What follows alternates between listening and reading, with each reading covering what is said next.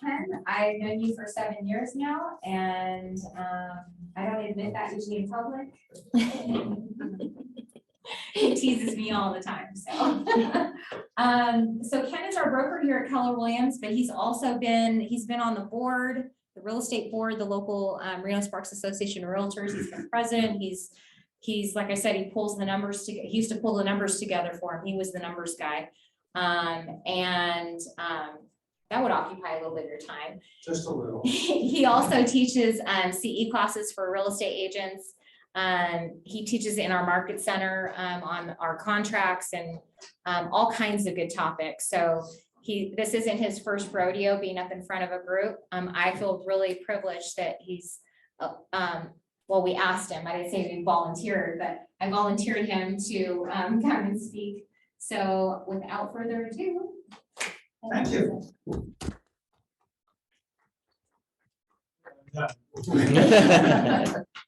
I'm Ken Amundson.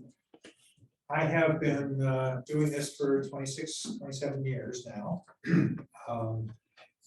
I was not Noah's buyer's agent when he came to the art. That's a rumor that she tried to start, and that part of it is not true. And I wasn't his listing agent either. Okay, disclosing the water damage we didn't.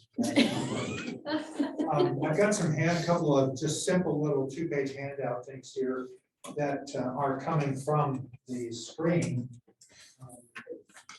and I'll pass these down so that you can. We can just send them down the aisle here and do that. Just ship some hands. I've only got one more in my hand. He's got the rest of them. Okay. What I want to do is try to give you some market information. This is the kind of market information that I do for our office here on the first Wednesday of every month, but some of the charts that are in the first 5 or 6 pages are ones that I built quite a while ago. We had, let's see, since about 2009 or 10, we had a conversation the year that I was president of the association to take back the role of spokesperson for real estate.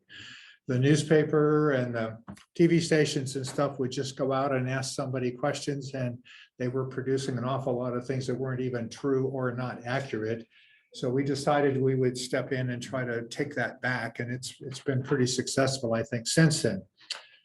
That year I did 2 or 3, 4, meetings with either TV or other sources a week for quite a while to try to reestablish this. And so what I'm going to try to do is share some of the things that are in there. I've got a bit of a history lesson at first. It's only 4 or 5 slides. And then I'll talk about the current market. One of the things that is predominant right now is that many people are finding, of course, that it's cheaper to own property than it is to rent, in terms of some of the numbers that go with it. Obviously, you need some typically investment money to start to own, but the monthly payment situation, and especially when you realize that none of the monthly payment is going towards any equity, can become an issue with rent. And yet rent is one of the primary reasons for investing, besides obvious profits for selling. So there's a continuous demand for that. And the demand is higher now than it's been in a long time. If you've seen the apartments and other things that are being built in different parts of Reno and Sparks right now, it's amazing what's happened in the last 2 to 4 years. And they're only barely filling the market. I think the national statistics says we're about 9 years behind in construction. And if you know anything about the history of this market, back in the 2003, 4, 5 range, we were adding 200 plus homes a month for new homes a month from new construction in those days. And of course, part of what was going on then was you could get a mortgage if you could fog a mirror. All you had to do in some cases was just say, this is what I earn, and not even prove it. And that's part of the big problem why the market crashed so badly in 2007, 8, 9, 10 in that time frame, because people couldn't really afford their houses. And in some cases, they took out a mortgage that had a low payment for the first 3 years, and then it jumped up to the real payment. And they didn't have a job that was twice as good as what they used to have already. And so they ended up losing houses. And it's something that unfortunately government and other things contributed to that, but it's something that people took advantage of and many of them failed. And that's why that market did. So I'm going to take this thing here and move it. I love questions. I don't have any answers, but I love questions. And we'll try to make the question answer situation where it's not the beginning of a 1-hour class. Okay, I'll try to answer them as close as I can. So this history lesson to start with, and some of these stuff will be available at the end if you want to subscribe to some of this, that way you can have it. Okay, so I stopped creating my own slides and stuff like that back in 2020 when we hired a professional to do market, all kinds of market stuff for the Reno Sparks Association of Realtors. And I have no background in this, but my work as in the association was to hire some professionals to do stuff, and I'll show you some of that as we go. The point of this one, 2 or 3 things are here with this. That line that's going across the blue line is a 4.1% trend line that started back in 1990 and stopped in 2002, but we extended it. And you can see that someone that took a lot of risks but didn't time things in the right ways didn't come out much better than someone who just invested at 4% and just chunked it away. The secret, though, is that 4% just is the bare growth. The people that did this right made a lot more money than that. And that's why investing is such a beautiful thing to do, because it take your savings and put that over here as emergency money and move over here and do real investing to either own property for sale, for rent, or for other purposes. And also try not to chase the market when it's going the wrong way and take advantage of things when it's going down. Because you can see here that everyone who bought a property prior to this year, roughly January of 19, made a profit. Now, some of them made a lot of profit and some made a little. This is the price ups and downs that we had. The old record of all time was 365,000 for the median home price in 2006. What did we do? Just made better. Okay. So what we end up with is the crash that happened afterwards. And there were a lot of things that contributed to that, but we've had none since then. And I don't expect one this year or next year or any other time soon, because the forces at work that caused this are not present. That's part of my forecast, if you want to call it that. Now, it doesn't mean that we can't have prices go up and down some, because if you look at this, they bubbled up and down and wobbled around, and here's several months that went down a little bit. But these things don't affect anyone but someone that is in a very short-term situation with borrowed money and not really planning to invest for any time. It's just some things you need to watch out for. And we can talk about that, and there's advantages to it too. This ended in October of 2020, and the median home price was $455 for the greater Reno Sparks area. This is basically Washoe County without Incline Village, is what it amounts to. So there's a high mixture of properties in that sample.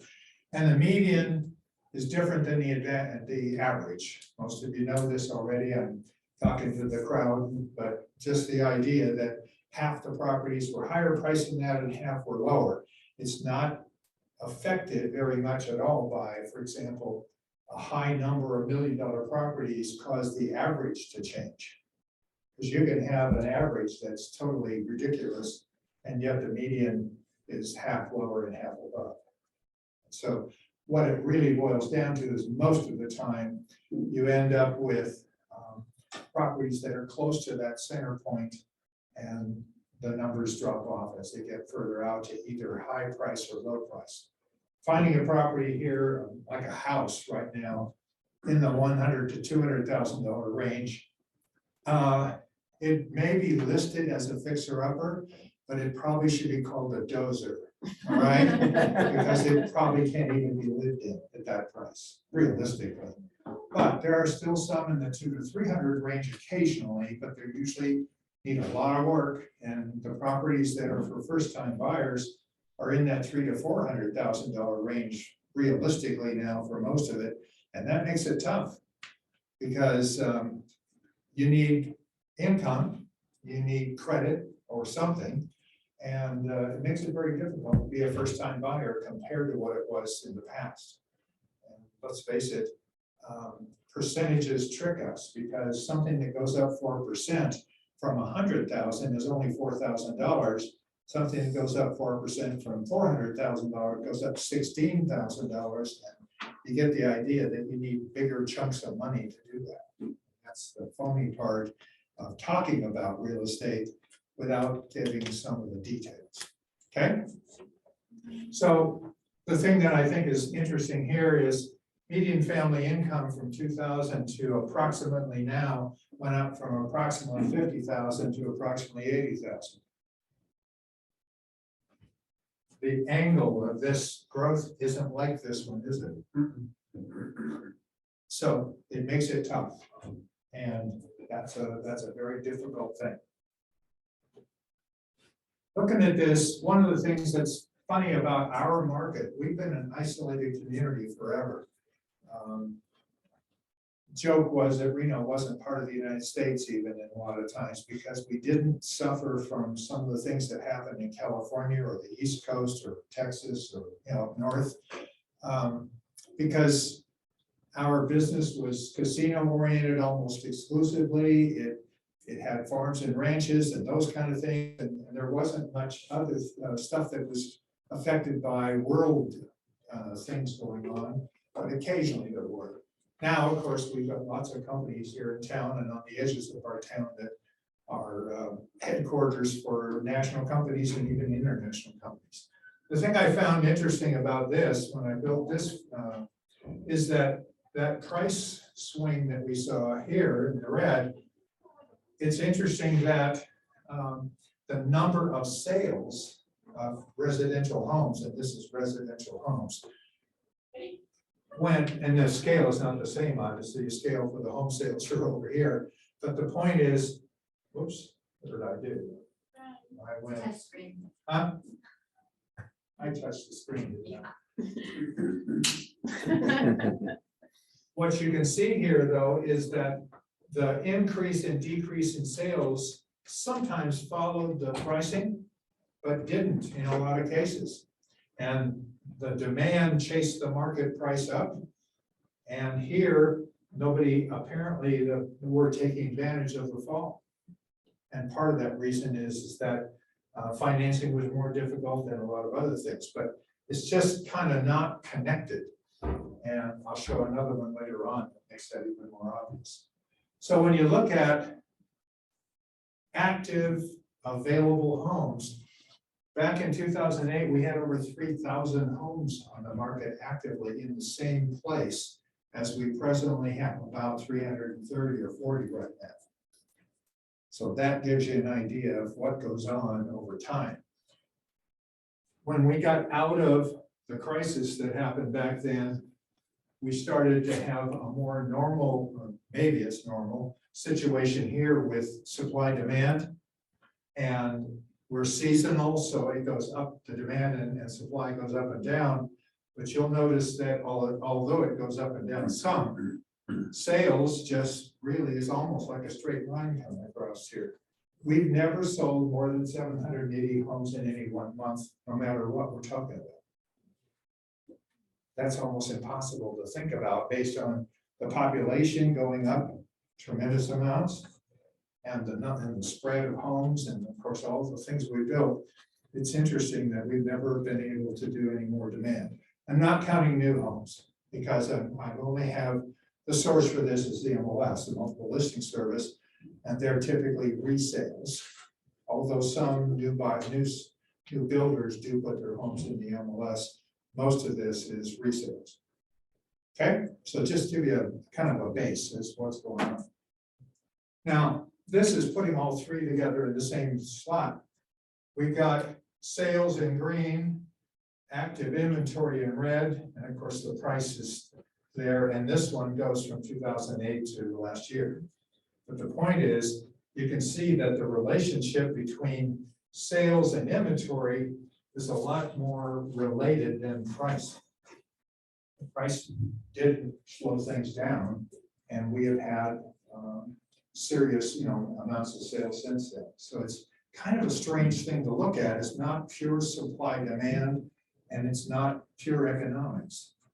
It's something that has an extra thing in it, and that extra thing is almost nothing else that you invest in is something that you can live in. You can buy gold, you can buy other kinds of things, cars, classic cars, whatever. But the difference is that the residential part of our real estate especially, but even the commercial to some extent, is something that you typically live in and keep when it comes to actually the home you live in. So it's just different. Okay, looking at our market more recently, like December's sales that closed, we're looking at a change of 455 for the median home price, 455,000 to 540,000 in 1 year. That's a big change, and most of the numbers you look at, we've gone up between 15 and 25% depending on what we're looking at in 1 year, and that's way different than that 4% one line that we had back there. Because the real market numbers between the year 1990 and 2002 was an average of 4.1% growth. That's not what the average is now. And on the last 5 years, 10, it's been tremendously high. So we're in there. Go. Would you say the percentage changes at a price point, lower houses? That's a good thought. And the answer is yes, it does some. But I'll give you an example. We're not known for $1 million homes here in terms of having $20, $30 million homes like Incline might, or like other parts of the country do. And yet one of the records in our office was a property that went on the market for $1,250,000, 14 offers, all above the asking price. And the final closing price was $1,520,000. So it was $270,000 over asking all cash from California. So even those went up a lot in some cases. But the most obvious, where you look at it, where it hurts the most, is probably that 400 to 600 range, where the bulk of the sales are. Go. But doesn't it kind of, like as things inflate, that lower end inflates quicker Yes. than that middle and upper catches up, it reacts a little bit slower. That's But it true. will react Yes, it does. at like a similar percentage. Mhm. The percentage stayed the same, but the delay is there because the actual amount of money that 300 goes to 310 is a much smaller amount of money to make that percentage work. The amount of money that it takes to do that at $1.5 million is a much bigger number, and that's just the facts of quantity of dollars. And that makes it so too, because the amount of people who can actually afford it is much smaller. It's a pyramid, just like the price is a pyramid. The amount of buyers available at that top level is this many, and down here, in theory anyway, there's a lot of potential, and that's part of that. What I thought was interesting here is that other chart that I showed you that ended at 455. It was just a couple months off from just the annual change from here, and that was from 449,700 the previous year went to 545, and 545 went up 10,000 just from the previous month. Okay, So that's a big deal. So this, I think I gotta quit touching the screen. There we go. Okay, so now when we look at this, one of the things, if you work with a realtor, they have access to these kinds of things, not those first slides, but these. And you can get good information from sources that really are pretty exclusive. In this case, this is a weekly price change type thing, which shows the price difference from 1225, the median price was 481, and up to 520. Now, don't take this as a major change. It's just the results from a week worth of sales. I always say one is not an average, okay? And think about this. A small number of homes, like a weekly number, is like Palomino Valley or somewhere like that here. You might get a 40-acre parcel, a 20 and a 10, and you're asked to give the average of those. It's totally meaningless because they're not even the same kind of property, basically. So small numbers are tough. That's why I don't do market number things for real small communities or sub-communities because the sample is too small. The numbers don't mean much unless they really are a very homogeneous neighborhood. But if you look at the area around this office, the greater Double Diamond to Monty Ranch area, there's a wide variety of homes in this area. And some of them are older, some are newer, bigger. I mean, it's a big cross section. So averages and stuff are tough to really work with. In a lot of cases, you have to be very careful. However, I look at these on the basis because you can see that that same week a year ago was 400,000. And the actual sales, median calculation is way higher, this year. So you can start to put these together and look at these over time and see that things really are chopping between these things for almost all of the year, but they came from way down there the previous year. So sometimes you can get a seasonal look with this to show what might happen after a particular part of the year. But again, you need time to put these things together so that you can have a trend. Now, this is original list price. And you can see here that it isn't hardly any different from what the sales price was. No surprise, right? Because we're selling close to or over the list price or the marketing price of homes on a routine basis. So the idea of going in and making a low offer on a property doesn't really work very well unless it's been on the market a long time.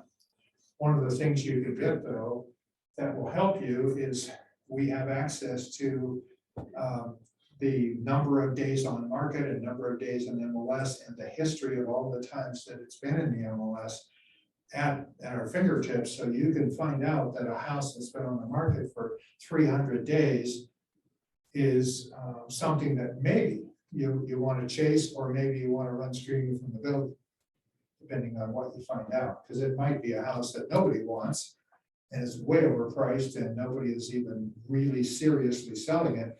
Or it could be something that you have a need for that and you can live in that neighborhood where somebody else can't. So you have to look at them hard. This is closed sales.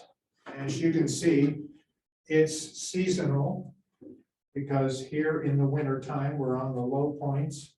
But you can see that the chart did some funky stuff here in the last year or so because of COVID primarily, and some of the other things that have happened. But certainly sales didn't stop for COVID. And that's something we found out as we went through this. Everybody expected it to be a problem. Question? Oh, that's okay. Now, as you can see, the number of sales, 750 plus a little right there. That's the high point for all time.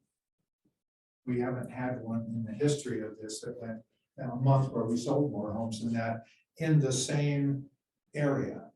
And that's why we can have this for a significant length of time and want to compare it with. Okay. Now, you were asking about some of the details. One of the things we have is a diagram like this, which shows the price ranges and then the quantity of closed sales in those price ranges. So for example, this is the 200 to 299 price range, and both of those houses sold. Okay? 300 to 399, and all 50 of those sold. And 400 to 499, 140 of those sold, and so on as we go across. And what's a little bit surprising for somebody like me that's been in this for a while is I wasn't used to having $1 million plus homes be in the quantity of 20 plus in a month. That's different than we used to do things, but it's there. And that's because there's lots more homes in the 750 to 999 range, and there's a bunch more in that 500 to 600 range, almost equal with what's become the starter homes are in that 300 to 500 range, which is not what a lot of people in their second job, perhaps in their 20s, maybe can afford. It doesn't make sense. So it's really difficult to do that. And when you remember that slide from earlier, the family income, the average family income, median income was up to around 80,000, coming out from 50, but that's nowhere near the kind of numbers we're talking about that typically are comfortable with buying a house for $700,000 or something like that. Just here's a trick. You can dazzle your friends with it. If you find out and you want to do some things, you don't have a calculator, your phone's in the car, it's run out the battery, whatever. At 3% interest, the principal and interest payment is roughly $4 a month per thousand. At 4.5%, it's $5 a month per thousand. At 6%, it's $6 a month per thousand. And it goes up that 1.5 for every dollar per thousand, 1.5% difference.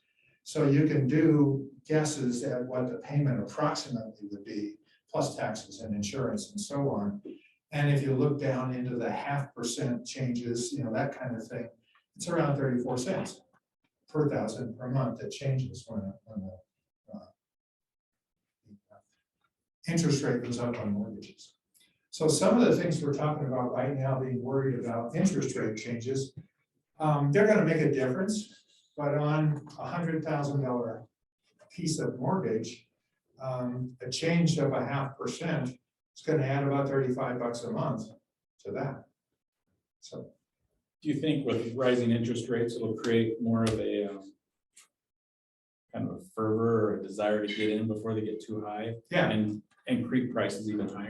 If you look back on those slides that when we saw the price trend going up, the number of sales went up too during those times, chasing the market and trying to say, I got to get a house now, I can't wait. Go. What's the point where that becomes too much? Well, What's the number, it's too much if there's two parts, two or three answers to that. If you're buying a house to live in, you can argue that it doesn't make much difference because you're not really, something you live in is not really an investment. It is long-term and it can be for a family and so on. But the point being, my definition of an investment is something you can buy or sell without changing how you get to work and what you drive and where you live. Okay, so that stuff has to then be viewed by what kind of rent can become income can come in from it, and that becomes ridiculous at a certain point. That's why most people in our kind of town are not chasing $1 million plus houses to be rentals. Realistically, the number of people that can afford them is relatively small, and they'll probably only live in a short time because they'll be buying a house as soon as they kind of get settled and want to. Whereas at the lower third of the market, the lower quarter or 10%, those people will maybe be renting forever. That's part of it. I just think, I'm just throwing this out there too, I don't know what you think about it. Sure. I think if people assume, I kind of assume that interest rates are just gonna shoot up at some point. They probably won't, they'll probably just creep. No, they're gonna creep. Creep. I mean, I was I don't think there'll be like delighted. another, it's not gonna affect the market that much. In 1988, I was so delighted to get a 10.25% interest rate on the house we bought when we moved back to Reno. That I've lived here 4 times. They take the water coasters down periodically, and I get back. But the idea is that I don't think I ever had one at the full 18% that we went to a long time ago. But I still had a house. It was 175 or no, it was almost 200,000, I guess. But just the idea that 10.25 was a great rate at that time. Now we're down at 3, 3.5. You know, some of the numbers in there, going from there to 4 or even 4.5 doesn't change things that much. Now, a lot depends on how artificial the reason for the changes are.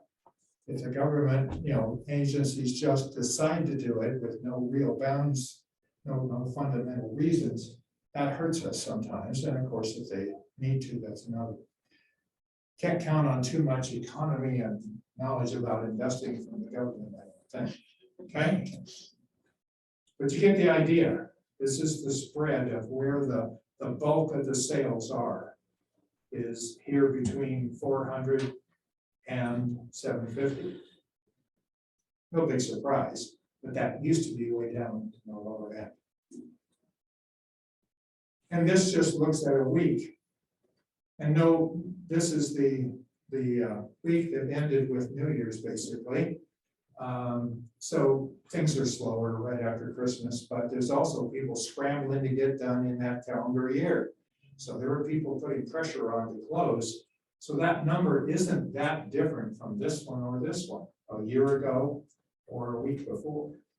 So that's healthy in most cases. Now, this is new listings, and this kind of stuff has to do with, you know, people wanting to sell their house, wanting to move, wanting to do things. And I think that one of the articles that I read today said that people have different reasons for buying houses and what they think about as far as selling the house they're in now and moving. Because now they're thinking, maybe I want a house that has an office. Maybe that I want a house that's closer to my relatives, or it's because they think maybe they can work from home and things we never thought of. The percentage of people working from home was only a few, like 3 or 4 or 5% or less just a few years ago. And of course, now it's up there closer to 10% and those kind of numbers, and higher in some places. So I don't know if we'll ever go back to some of that stuff, because companies may have learned they don't need you to live right there by the office and go to the office. We'll see. There'll be a lot of interesting things that happen. The lower end of the employment, though, doesn't usually get to work from home. And that's also the support for the lower end of the residential market. So you look at that, and that stays in one place more, I think, than some of the other jobs. We'll see. We had 2 years here. This is 2020 and 2021. They look a lot alike, don't they? I mean, those two bumpers aren't like the spiky ones over here that much.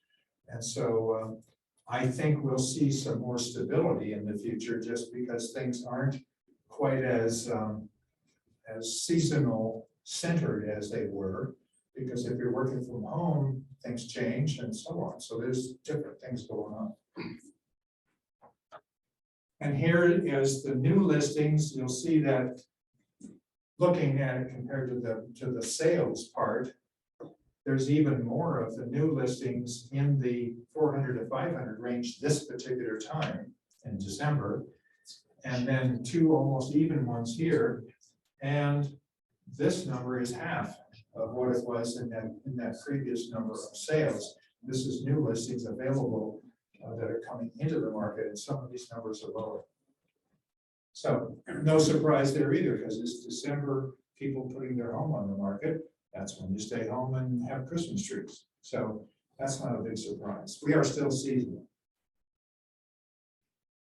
This is the weekly thing about new listings. And this is how last year took off from January 1st. and ramped up. And we are right back down even lower than that at the end of the year here. And forecasting, we could easily see as it is. And so far, looking at the numbers that I looked for the first couple of weeks of this month, the new listings look like they're going to be consistent with something like that, where they get higher, in the same amount of time. People are putting out their houses back on the market. Now, this is new contracts. This is people that have accepted an offer. So this is the key. And instead of these spiky things that happen here, this could be the result. It's obviously related. This is 2021 here, and we're seeing maybe a shift in how things work, because realistically, business has been pretty good this last year in most businesses. Although you look at some key ones that don't have inventory, the cars didn't ship, the lumber didn't ship, and so on, building houses, certain businesses are really heavily affected by that stuff. And others are in a situation where they are doing well. Think about this. Used car business has grown big time. Why? Because the inventory is already here partly. And the prices are ridiculous in a lot of cases, but they're here and you can buy one and take it home.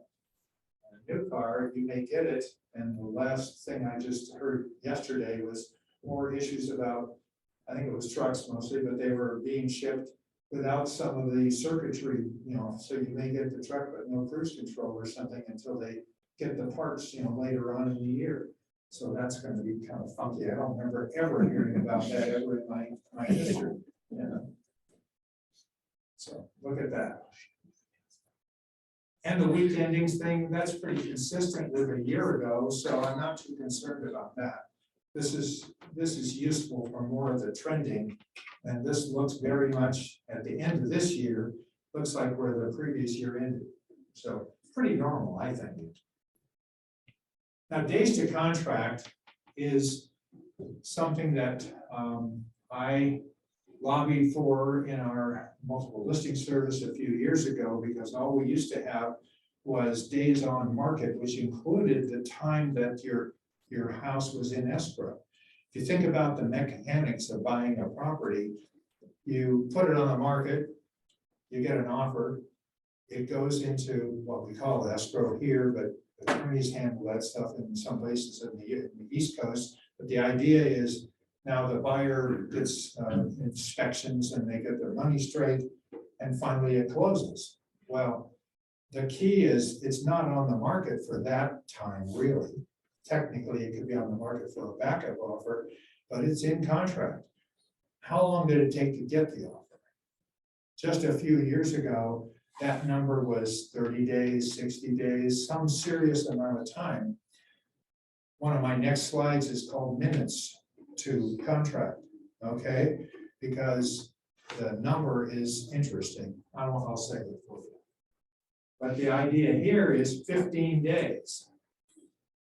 That's pretty short to get a house in contract from putting it on the market fresh. And everybody finds out about it if they're even hunting for a house, and they go and look at a few houses if they can and make an offer very quick. And same period last year was 8 days, and the month before was 16 days, so about the same. And here's no surprise. The $1 million plus, $1.5 million plus ones take longer to get an offer, because there's very few buyers by comparison. And the ones that are here in the 2 to 3, 4 to 5, and 5 to 6, and even in this case 500 to 5 to 6, and then what we got here, 600 to 750. All of those are in days to market under 10, except that last one. So it takes no time to get an offer if your house is positioned to compete effectively. I don't ever talk about pricing a house really, because there is no such thing as a price for a house, but it's got to be positioned to compete effectively. And if it's not, it'll sit there and they'll say, if you like this one at 400,000, wait till you see this one at 360, which is where it should have been, and that one sells. That's, it's not necessarily discounting at all. It's just looking at what the appraiser would value add so you can get a loan. Because if it's priced too high, you gotta put a lot of money down to get a loan. So the method of buying is not just about cash. Active inventory, this is fun. On that slide I showed you from the history thing, there's over 3,000 homes on the market back in 2008 or so. This thing goes back to January of 2017 here.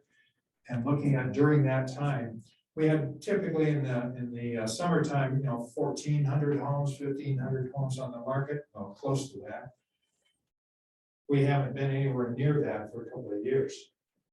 And we went down here to under 300 for several months during the first part of this year. And that's not very many places to look for a house. Now, this is single family homes only. I don't have condos mixed in because I don't believe in mixing those unless you're talking about just living space for the whole market, which isn't very useful for this stuff because they're priced and they're looked at differently. Virtually every apartment or a condo that you could buy has a pretty big chunk of money that comes in that isn't part of the equity that you have to pay. If you're making payments, you make a payment for the care and feeding of the whole apartment complex or whatever, and that's 100 a month, 150, 200, some bigger numbers like 550, and that is a serious thing. That's why there's at least commentary that buying a home is cheaper or at least more attractive than renting a home, because a big chunk of that in apartment style and condo style is in money for maintenance and all that stuff. And I can tell you that hardly any ordinary homeowners spend $200 or $300 or $400 a month on maintenance of their house, assuming that it's in pretty good shape when they start. They're not spending that much to keep it up. So it's kind of an interesting challenge. If you look at these numbers down here, at the first part of 2001, active inventory was very skinny. And here's the active inventory in the price ranges. And look at the side over there, the highest number on this little graph is 65 units, 65 individual homes. And most of this down in here is in the 30 number. So these 50s are the active inventory to look at it at those prices. We're used to seeing hundreds something in the past and a long time ago, and now we're just having this number to look at. So our job, when we go to show somebody houses, we can see all three of these this afternoon, instead of having 2 or 3 or 5 days worth to look at. So it's a whole different world. And the week, active inventory during the week. Again, 330, the week ending 101, 412 the same week a year before, and 380 the week before. So that's all there were at any price. Month supply of inventory. This is the number that is, if you don't have any new homes come on the market, what time would it take to empty the warehouse or the store? Selling out the whole store and then there's nothing left. And so these are at the basic rates. Right now, we've got a half a month of inventory. The numbers that I was taught when I first started and are still there as a normal market, 6 months of inventory. And we've got a half a month. Okay, so the idea that you have a balanced market so that buyers and sellers are kind of equally, buyers are hoping they can find a home that they can afford. Sellers are hoping they can get an offer. Right now, we've got sellers that are saying, I've got a house and you don't, and they're in charge. I mean, is it because of population use to the area? Partly that and partly new construction is way behind. And let's face it. Why would a builder with a chunk of land, I'll say it this way, don't quote me. Okay, we're recording it, but the idea is, why would I waste my land selling $200,000 houses when I could sell $400,000 houses or more? I mean, there's a lot more profit in the upgrades and the things, because that's where they make a lot of the money. And so those go up with the price, and the bare bones homes at the lower end, why would I waste the land on that? So we're not seeing that many homes that people can afford being built. The starting price, homes starting at $350, one unit. And then the rest of them are 400 to 500 to whatever. And that's kind of the way the neighborhoods are being sold, and have that for years. Because let's face it, they want to sell the more expensive ones. Especially now, they're not desperate to sell. And most of them don't put them in the MLS because they don't need our help right now. And that's just a fact. They also deal with the volatility of materials, and Oh, yeah. so they have to price them higher Mm-hmm. just to make sure they can cover their expenses when they sell them. Sure. No, it makes sense. It's a real business. And if you know how much lumber has gone up in price for the wholesale lumber, it's incredible. I mean, it's not 50% more, it's not 20% more, in some cases double plus. It's just a ridiculous number. And part of that is because the forests haven't gotten any bigger in the world. And part of it too is the fact that shipping and all the other things that go into harvesting any forest is more expensive, and it just goes, it trickles on down through the whole thing. And then the parts cost more than the car, so to say, at the end. It's amazing. Yeah, if you ever try to buy the parts to build a car that you can buy for $50,000 now, it would be interesting. Yeah, I've shopped some of these new home constructions here in the last quarter to 6 months, and we bought a new home for my primary residence here about 4 years ago, and the process has changed dramatically. Yes. You don't have a wide selection on furnishings, counters, cabinets, carpets, very narrow selection. They don't let you put down a down payment and reserve a home. Everything's being released for bid, and you'll have 100 people showing up for 5 houses, and the highest bidders win. So it's a very aggressive market for newly built homes. It's changed a lot in the last 36 months, just the whole process.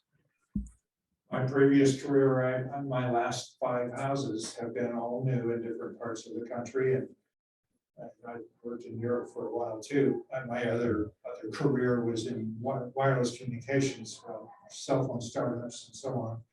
And I got moved. I was lucky to have part of that cost covered, but I ended up buying new houses in different places, and it was easy and it was very friendly, and most everything about it was fun. It's not like that now for the most part.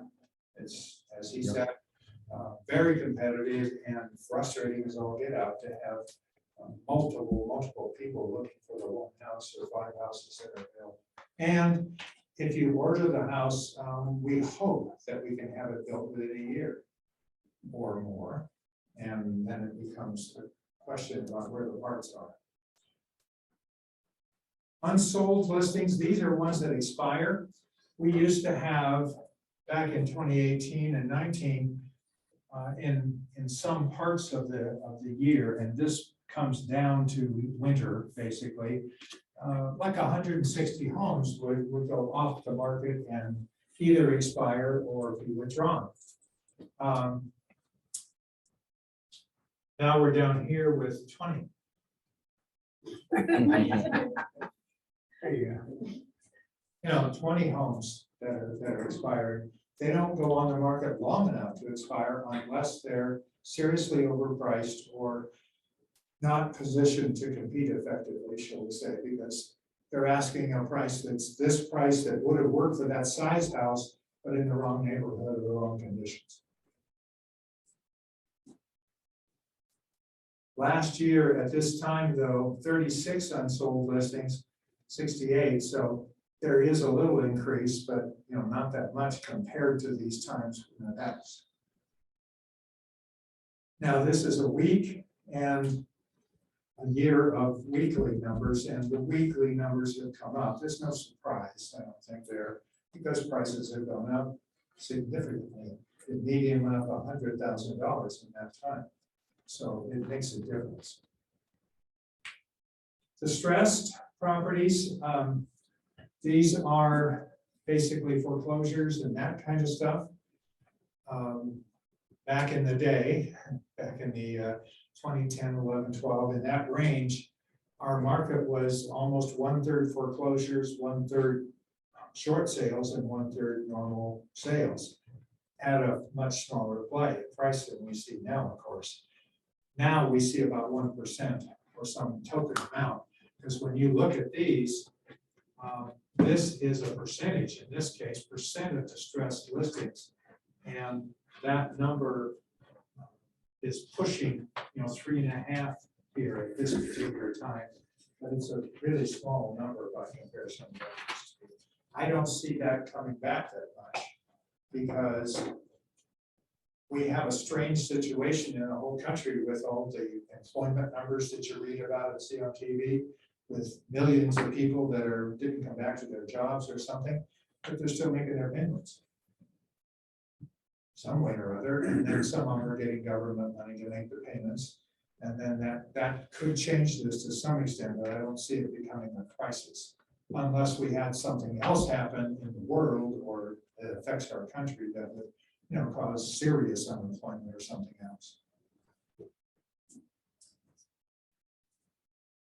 And the percent, just for a week a year ago, 2.7, the week prior to the end of the year, 2.3, and then 7.3 here, just 1 week. And I don't think that's a trend.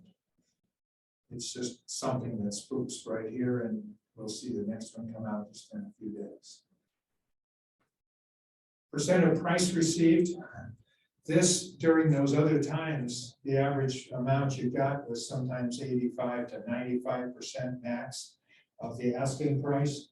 Now, this whole big column of numbers over here is between 98% and 104%, okay, of the asking price. So there isn't hardly any wiggle room on making offers. And that's a tough thing, because there were times in the past where you could offer, pick a number, 5% below the asking price and buy a house, or even more sometimes, depending on how long it's been on the market. Right now, you won't, if you look it up, you won't see hardly any that have been on the market longer than a month or two. That's not a year or some number like that. But they still do exist, and we can find it for you. This is the week number for the year. And you can see also that this is a time of the year when this number changed a year ago at 100% and it's 99.5 now. It's almost not worth scaling. If the asking price is anywhere near market price, it's going to go. That's probably the truth about buying a property right now. So just a quick thing. This is something that was introduced a few years ago, and it's a companion to the piece I handed out. I'll show that in a minute. But what we have is just a quick thing that you can get from your realtor. And this is a summary of what's going on for the month. It can be for an area. So if you click this number, we can shrink it down to Northwest Reno or East Sparks or some smaller location like that, and track some of the things that are going on if you want to watch for things. So by all means, use the tools that we have to your advantage, because we don't charge for that, and it's something that you can use then to build up your time when you're looking to put together your down payment money and some of the other things you do, or have family members or someone else that can help you. This is a quick a quick little summary of what's going on. That's December. This is up now. Before we go on, that number was higher back in October. Closed sales were a little higher. That number is almost the same. New listings is higher, and so obviously in the fall, we have more than the winter. And then we go back to September. And you see these numbers, new listings, 700, you know, in, whatever what that is. I think we're covering it up there. Going back, this is going back towards March. I think that it ends in March. But you can see these numbers are changing. And then the one that I handed you out is a summary with a year's worth of history built into it. So each of these categories has a year's worth of trail here, a trending line, and it shows that it's up. This number is up 1.9% from the previous month, November in this case, and it's up 21% in the year. When you see a days to contract, that number is down, but it's a plus in terms of how it affects the market. And when you see some of the other ones, sometimes the negative number is a positive. And that's just something that works in that one category for sure. And month supply of inventory can be a positive if you look at it from the point of view of how stressed the market is. So these are some of the tools that we have and the things you may want to do. Thank you for the comment from Zoom. Any questions, any things that somebody wants to say? Go. How does one find out about large projects? Are you talking about getting in on the ground floor? And I mean, I'm always hearing about like, oh, Tesla's building this, I know that's a big factory and Amazon's here. Sure. or Apple's coming down. I mean, who's the authority on things like that? I mean, that's a real good question. Anyone have a source that they would be willing to disclose? Well, isn't EDOM? Yeah, there's, EDON. EDON does a great job. They make information available publicly. They're hosting an event here next week. We're welcoming 60 businesses into, I think they're doing the year wrap up. They did a welcome here earlier in the holiday season for 60 businesses, but EDON does a great job both on the micro and the macro. They track building permits that are moving in, average income. They attract employers into the region. So check them out. It's EDAWN, Economic Development of Just Google Western that. Nevada, I believe. Yeah. Chase it down. Thank you. You bet. Mhm. Any other questions or thoughts? Builders associations. Yeah, the Builders Association can help with some of those kinds of things. Developing contacts that you can repeat, you know, as part of our life and our business. When you think about it, almost everything we do is by referral to some extent.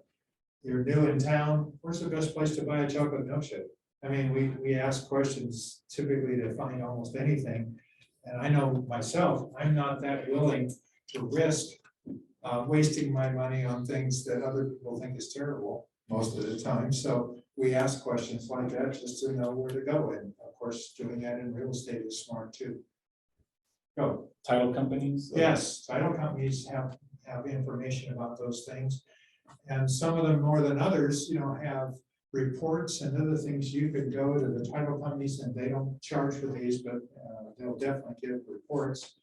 And of course, we'll set up reports here in our company too for you. So these are the kinds of things we would love to do. Okay. Okay. The assessor does a good job here too. The public information that's available, when you pass by a property, you want to get some info. They also track the annual numbers for sale throughout the year. There's lots of good information off the assessor's website. Jamie, that's a good piece to this. Yeah, there's a lot of public facilities that people don't bother to call because they think it's public facilities and they don't know where to start. But you can call them and ask them. That's one way. Okay, I'm done. Thank you, Thank Tim.